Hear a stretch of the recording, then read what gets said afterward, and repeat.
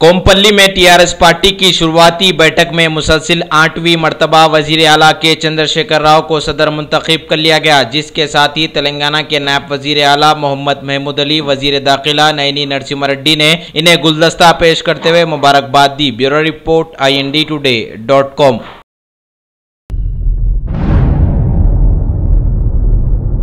रियासत तेलंगाना के आज़मीन हज के लिए पहला तरबियती कैंप 23 अप्रैल को मुनक्किद होगा, जिसमें मेहमान खुसूसी तेलंगाना के नायब वज़ीर आला मोहम्मद महमूद अली शिरकत करेंगे। Bureau report INDtoday.com।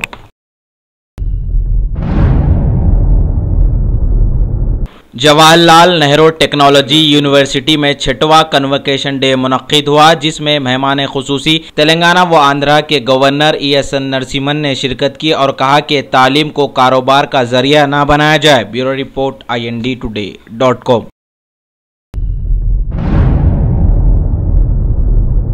कच्चीबौली स्टेडियम में 14वां नेशनल यूथ एथलेटिक कैंप का इनेकाद अमल में आया। मुख्तलिफ रियासतों की टीमों ने इसमें हिस्सा लिया। फतेह हासिल करने वाले खिलाड़ियों में इनामात की तकसीम भी अमल में आई। ये कैंप 23 अप्रैल तक जारी रहेगा। Bureau report INDtoday.com।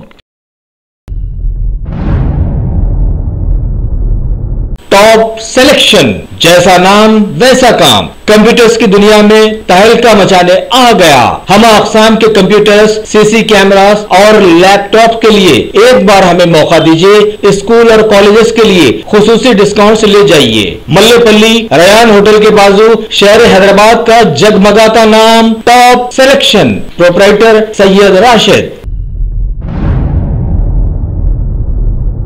एक खतरनाक आदि सारिकों की टोली गिरफ्तार। सैबराबाद पुलिस ने शिकायत के तहत कार्रवाई करते हुए आदि सारिकों की टोली को गिरफ्तार करते हुए मीडिया के रूबरू पेश किया और इन्हें अदालती तहवील में दे दिया। इस टोली पर इल्जाम है कि मंसूबे के तहत सरखे की वारदातों को अंजाम दिया करते थे। इनके कब्जे से सोने के जेवरात को पुलिस ने बरामद कर लिया। मजीद इस टोली की तहकीकात जारी है। Bureau report INDtoday.com।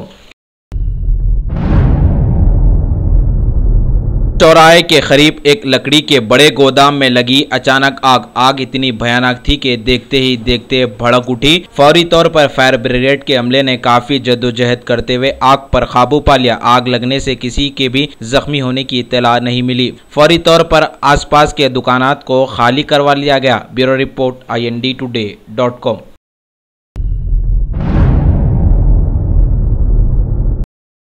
हल्का असम्बली जहीराबाद में तेलुगुदेशम पार्टी के काउंसलर्स ने टीआरएस पार्टी में शुमूलियत इख्तियार कर ली। वाज़ेह है कि कई महीनों से जहीराबाद की आवाम में ये तजस्सुस पाया जा रहा था कि तेलुगुदेशम पार्टी के काउंसलर्स ओहदे के लिए टीआरएस पार्टी में शुमूलियत इख्तियार कर सकते हैं। इनका ये तजस्सुस सच साबित हुआ। इम्कान है कि जहीराबाद बल्दिया चेयरमैन पर बहुत जल्द नाम का भी ऐलान हो सकता है। MLC मोहम्मद फरीदुद्दीन की क़यादत में इन काउंसलर्स को गुलाबी खंडवा पहनाया गया। Bureau report INDtoday.com। मलिका फर्नीचर, मियारी फर्नीचर का दूसरा नाम मलिका फर्नीचर। बरसा बरस से आपकी खिदमत करने वाली शख्सियत फारूक अशरफ की पेशकश मियारी, आला और बेहतरीन क्वालिटी का हस्ब इस्तिताअत भी जहेज का मुकम्मल फर्नीचर सेट 20 साल वारंटी कार्ड के साथ हासिल कीजिए। मलिका फर्नीचर, रूबरू वॉल्टर होटल मुगलपुरा, हैदराबाद। मरकजी सरकार की जानिब से सालों से अमन में रहे कश्मीर में दहशतगर्दों से लड़ने के लिए भिजवाई गई फौज वहां पर अब अजीब व गरीब हरकतें करती नजर आ रही है। लोगों का कहना है कि कश्मीर के लोग गोली खाते हैं और पत्थर फेंकते हैं, और अब तो फौज ने उन पत्थरों से बचने के लिए एक आदमी को पकड़कर अपनी गाड़ी से बांध दिया और ढाल बना ली। चलिए, गोली तो नहीं मारी, यही गनीमत है। मौजूदा भारत में हर तरफ कानून की धज्जियां उड़ती हुई नजर आती हैं। फौज की इस हरकत पर आला ओहदेदारों ने कोर्ट ऑफ इंक्वायरी का हुक्म दिया है।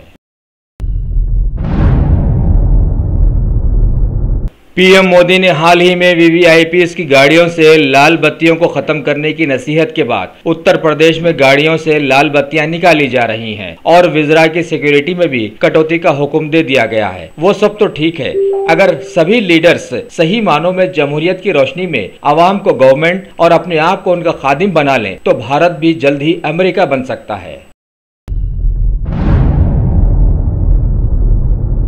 उत्तर प्रदेश के बुंदेलखंड में पानी के मसाइल पर वजीर आला ने एक बैठक बुलाई और 2 सालों में इस मसले से निपटने का वादा कर लिया और उत्तर प्रदेश से दिल्ली तक उत्तर प्रदेश की आवाम को बर्ख रफ्तारी से पहुंचाने के लिए 6 एक्सप्रेसवेज बनाने का ऐलान भी किया। हाल ही में 5 रियासतों में दहशतगर्द ऑपरेशन में पकड़े गए 4 लोगों की जांच के बाद पुलिस ने बयान दिया है कि एक बड़े दहशतगर्द नेटवर्क का पर्दाफाश हुआ है। मजीद तफ्तीश जारी है।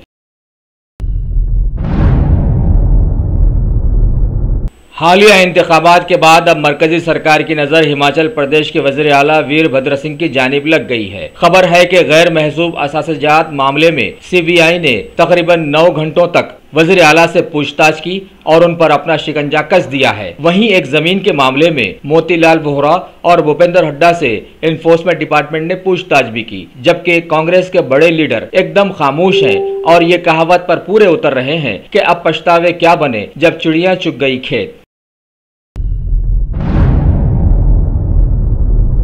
मरकजी सरकार ने चीन की जानिब से अरुणाचल प्रदेश की कुछ जगहों के नामों को बदलने को बकवास बताया है और इस हकीकत को कबूल कर लिया कि महज नाम बदलने से कोई चीज किसी की नहीं हो जाती। आगे बताया कि अरुणाचल प्रदेश भारत का अटूट हिस्सा है। अब देखें आगे क्या होता है।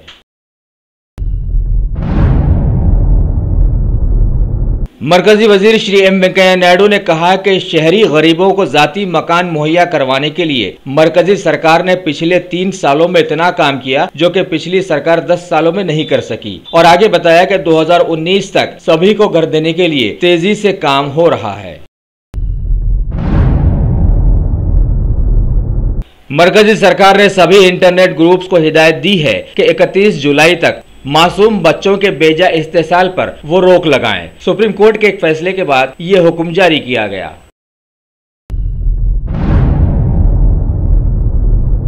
मुल्क के सीबीएसई बोर्ड ने सभी स्कूल को यह हुक्म दिया है कि वो किताबें और ड्रेसेस बेचना बंद कर दें और कहा कि सभी स्कूल्स में सिर्फ एनसीईआरटी की किताबें ही पढ़ाई जाएं। अगर ऐसा होगा तभी अच्छे दिन आ सकते हैं। टाइम्स पेपर ने खबर दी है कि उसके मुताबिक पीएम मोदी का नाम दुनिया के 100 ताकतवर लोगों में शामिल हो गया है। उनके साथ साथ पेटीएम के सदर शेखर शर्मा ने भी अपनी जगह बना ली है। फ्रांस के पेरिस से खबर है कि एक बाजार में गोलीबारी में एक पुलिसमैन की मौत वाक़ई हो गई और कई दूसरे लोग जख्मी हो गए और पुलिस की जवाबी कार्रवाई में हमलावर भी ढेर हो गया है। बताया गया है कि इसकी जिम्मेदारी आईएस ने ले ली है। पनामा लीक मामले में पाकिस्तान के वजीर आजम नवाज शरीफ की मुश्किलें बढ़ गई हैं क्योंकि सुप्रीम कोर्ट ने वजीर आजम और उनके साथियों के खिलाफ फिर से जांच का हुक्म दिया है और इस सिलसिले में हफ्ते भर में एक नया जांच पैनल तश्कील देने की बात भी बताई है।